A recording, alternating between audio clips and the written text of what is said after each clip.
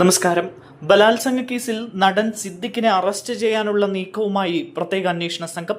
സിദ്ദിഖിനായി വിമാനത്താവളങ്ങളിൽ ഉൾപ്പെടെ lookout notice പുറത്തിറക്കി. നടൻ വിദേശത്തേക്ക് കടക്കാതിരിക്കാനാണ് നീക്കം. സിദ്ദിഖിനെ അറസ്റ്റ് ചെയ്യുന്നതിൽ തടസ്സമൊന്നുമില്ല എന്ന് പോലീസ് അറിയിച്ചു. പോലീസ് ഉദ്യോഗസ്ഥർ തിരുവനന്തപുരത്ത് നിന്നും കൊച്ചിയിലേക്ക് പോയി. അതേസമയം സിദ്ദിഖിന്റെ എല്ലാ നമ്പറുകളും സ്വിച്ച് ഓഫ് ചെയ്തിരിക്കുകയാണ്. സിദ്ദിഖിന്റെ മുൻകൂർ ജാമ്യാപേക്ഷ ഹൈക്കോടതി തള്ളിയിരുന്നു. തിരുവനന്തപുരം മ്യൂസിയം പോലീസ് രജിസ്റ്റർ ചെയ്ത കേസിൽ നൽകിയ മുൻകൂർ ജാമ്യാപേക്ഷയാണ് ഹൈക്കോടതി തള്ളിയത്. തനിക്കെതിരെയുള്ള ആരോപണങ്ങൾ അടിസ്ഥാനരഹിതമാണ് എന്നും മുൻകൂർ ജാമ്യം അനുവദിക്കണമെന്നുമായിരുന്നു സിദ്ദിഖിന്റെ ആവശ്യം.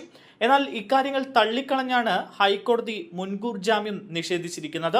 മുൻകൂർ ജാമ്യാപേക്ഷ തള്ളിയതോടെ കേസിൽ അറസ്റ്റ് നടപടി ഉൾപ്പെടെ സിദ്ദിഖ് നേരിടേണ്ടി വന്നേക്കാം. ജസ്റ്റിസ് CS ഡയസ് ആണ് ജാമ്യാപേക്ഷ തള്ളിയത്. അതേസമയം വിധിപ്പകർപ്പ് വന്ന ശേഷം സുപ്രീം കോടതിയെ സമീപിക്കുമെന്ന് സിദ്ദിഖിന്റെ അഭിഭാഷകൻ അറിയിച്ചു. സിദ്ദിഖിനെതിരെ യുവനടി നൽകിയ പരാതിയിൽ ശക്തമായ തെളിവുകളും സാക്ഷിമൊഴികളും ലഭിച്ചു എന്നാണ് അന്വേഷണ സംഘം വ്യക്തമാക്കുന്നത്.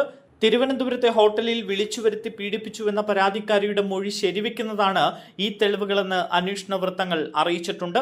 സിദ്ദിഖിനെതിരായ തെളിവുകൾ ഉൾപ്പെടെ കണക്കിലെടുത്താണ് ഹൈക്കോടതി മുൻകൂർ ജാമ്യാപേക്ഷ തള്ളിയത്.